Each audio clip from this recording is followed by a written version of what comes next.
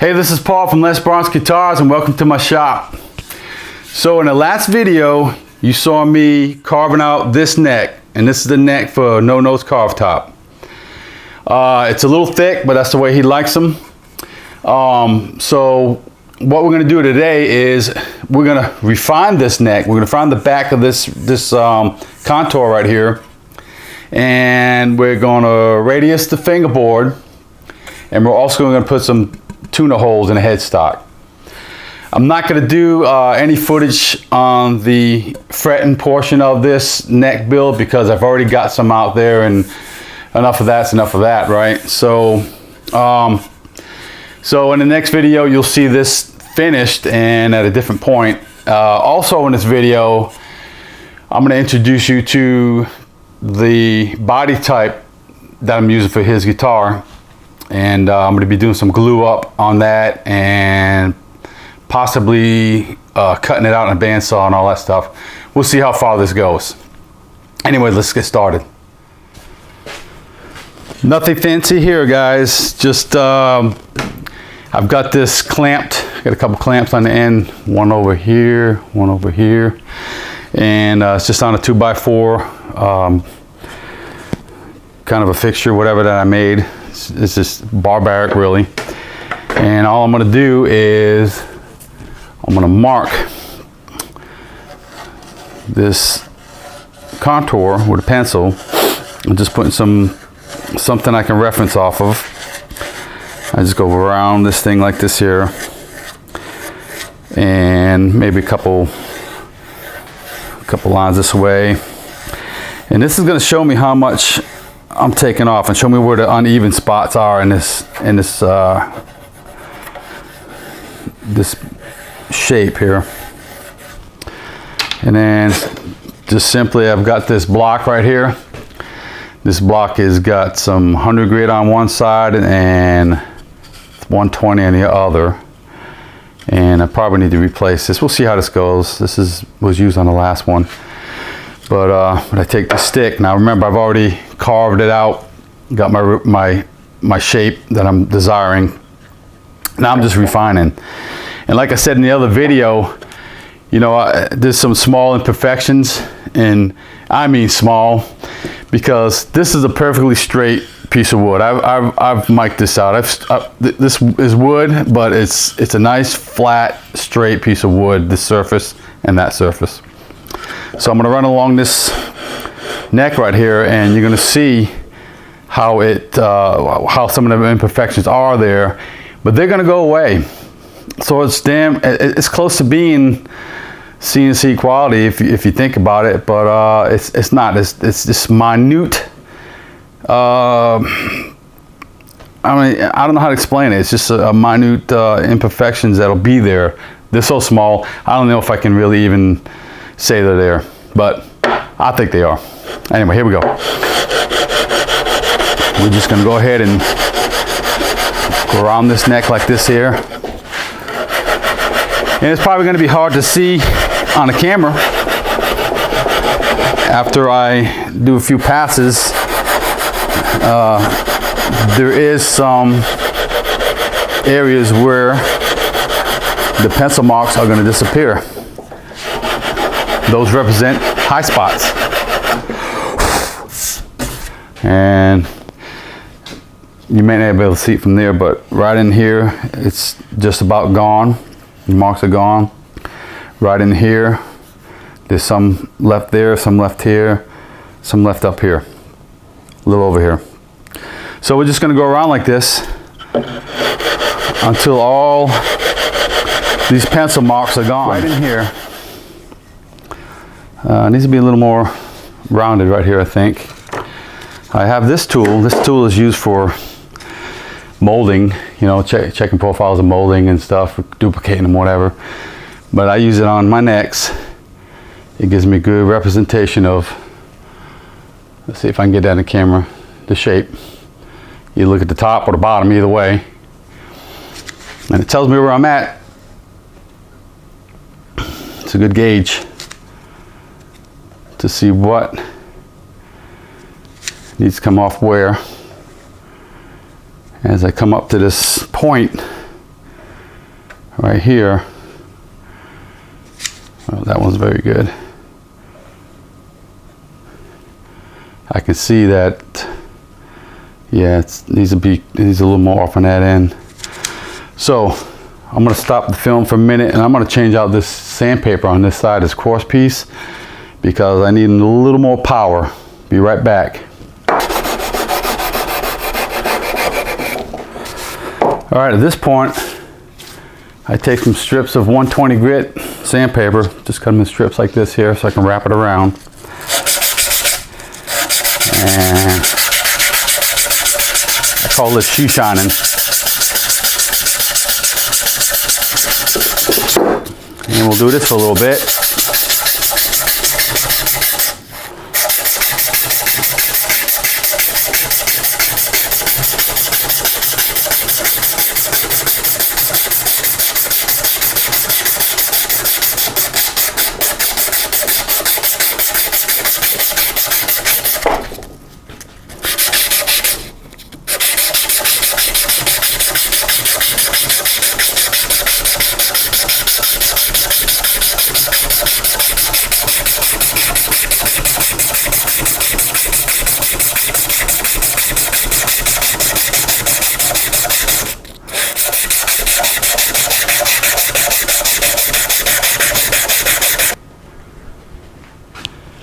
This neck is getting a 12-inch radius. I have my 12-inch radius block here, and this is a handmade block that I made specifically for me. And I put some 100 grit sandpaper on it, and we're going to go ahead and start sanding. Radiusing time. I do different things when I radius. I move around so nothing is taking shape differently from another part of this neck. It's just a thing I do. It makes sense to me. I don't know if it makes sense to anybody else, but it does to me. And I just do this with this coarse grit till I get the shape I'm looking for, and I'll switch to a finer grit. So what I'm doing here is, you know, the fingerboard gets a little uneven when you run it back and forth in one of these radiusing blocks. Sometimes you get, take a little more off of the middle or a little more off the ends or whatever, depending on the pressure and the way you hold this down. And I try to do it different ways. I'll do it like this a little bit. I'll hold my hands here. I'll turn it around like this, do it this way, do it this way, do it this way, you know, just to try to keep the evenness. It's got a little bit, a couple little areas over here that I want to straighten out a little bit. So I just take this straight edge, it has a piece of sandpaper on it, it's a piece of aluminum bar stock, and it's light. So and I don't put much pressure, I just use the weight of it, and I follow the line. I don't follow the line of the strings, but I keep it parallel to the neck. I just go in a straight line. I'm going straight up the middle of this neck. If I go off to the edge, I'm still going straight, although I'm coming off on this end, off on that end. If you follow the line of the strings, that will make a compound radius. This is not going to be a compound radius neck, so I'm going to follow the straight line.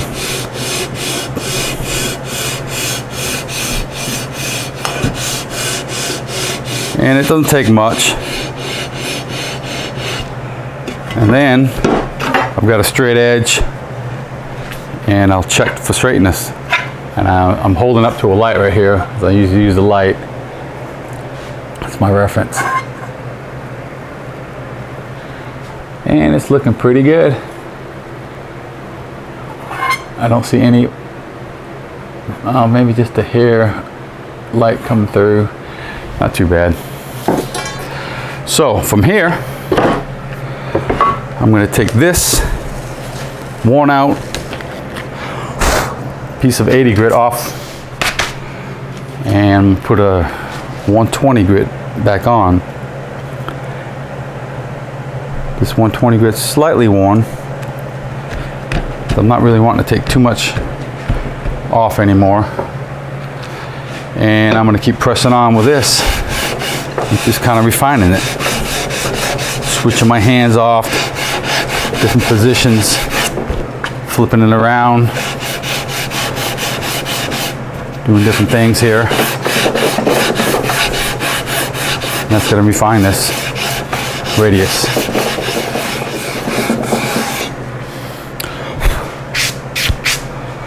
Okay, that is looking pretty good. I've got this 12-inch radius block, short block with a 120 grit on it. And I know I'm level because I've been using this straight edge as well. But this small block is actually a little bit more accurate, a little more true to a 12-inch radius. The one I made is pretty good, but I really just use it to hog off the big stuff, the big material. So I'm putting a little chalk on it, and I'm going to see how close we are to being a perfect 12-inch radius. So just run this across here a few times.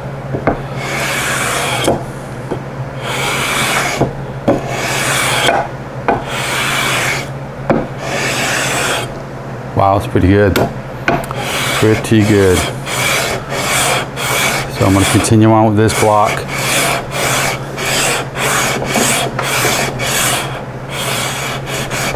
And always do a little more on the ends, because whenever you sand with these blocks, even this big one under here, you tend to hit the, you know, every pass you do, you hit in the middle twice, you hit in the ends once. So I even it out this way.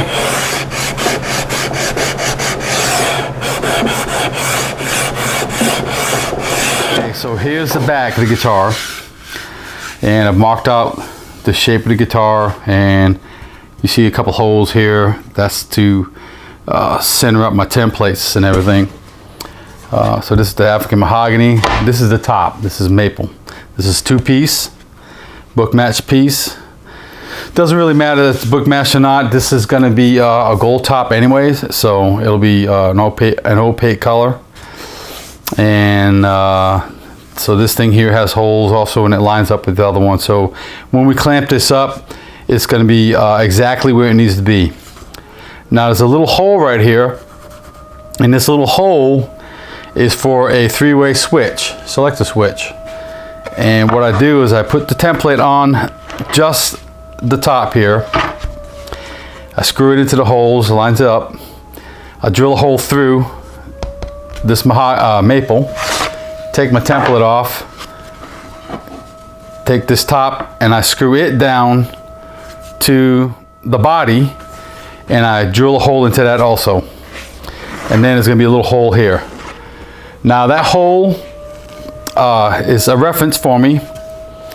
And what I did is I drew on here, I drew where the neck goes, I drew where the pickup goes. Right here, there's a pickup cavity right here. And I am going to drill from that hole, I'm going to route from that hole to this area right here, what's inside the pickup cavity. And this channel is going to be here for the wiring to go from the switch to this compartment, this pickup cavity. Later on, it'll be holes that go to the other cavity, and then from that pickup cavity go to the electronics cavity. The only way to really do this is before you glue the top down. So once I route that out and I glue the top down, the channel's in there. So all I gotta do is route out everything else. All right, so I'm gonna route that out now. All right, I got everything lined up here. This is a jig that I use for putting my carbon fiber rods in. I got a piece of tape here. I'm going to bring it all the way to that end. That's where it's going to start. And this tape is going to tell me to stop right here. And that's far enough into the cavity. So basically I'm going to take 3 passes, 1/8 of an inch at a time. And we're gonna have a 3/8 inch deep pocket.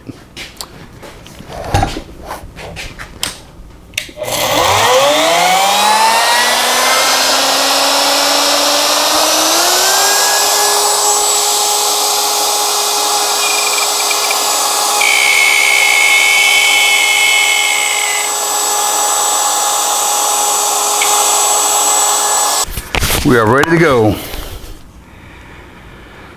We're gonna do a little fast motion here.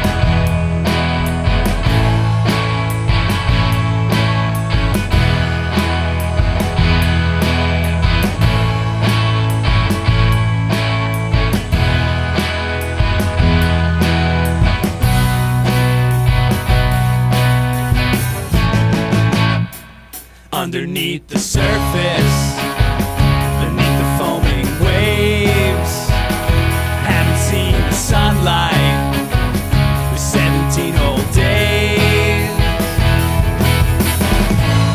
And I don't think about what land looks like anymore.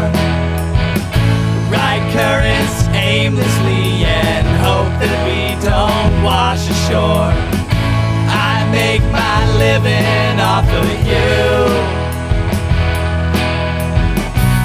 and if we don't keep swimming, I don't know what else is left to do.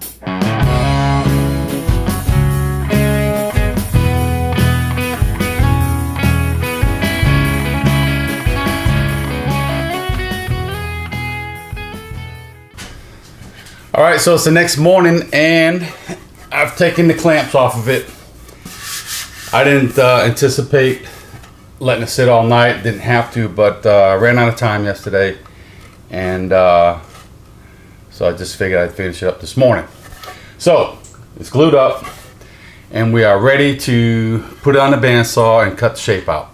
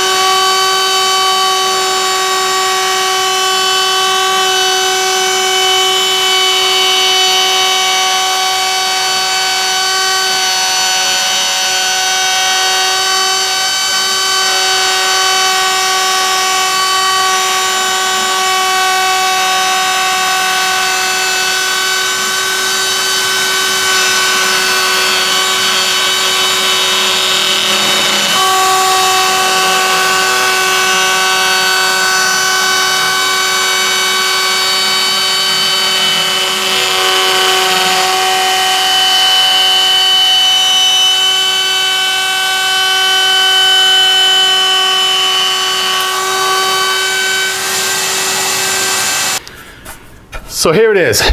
NoNo's carve top is, the body's cut out the shape. It's got a nice thick top on it, ready to be carved. Speaking of carves, this is the surrogate body that I'll be using in my copy carver to carve it. It's got some nice curves to it. So the stylus of my copy carver will follow along these curves here, and the router bit on the other end will carve on its body. All right, so you'll see that in the next video. So if you like this video, go ahead and hit that like button. And if you want to see more videos like this, go ahead and hit the subscribe button so you can keep up with my next videos. So I want to thank you for joining me here at Les Bronx Guitars, where custom is what it's all about, and I will see you next time.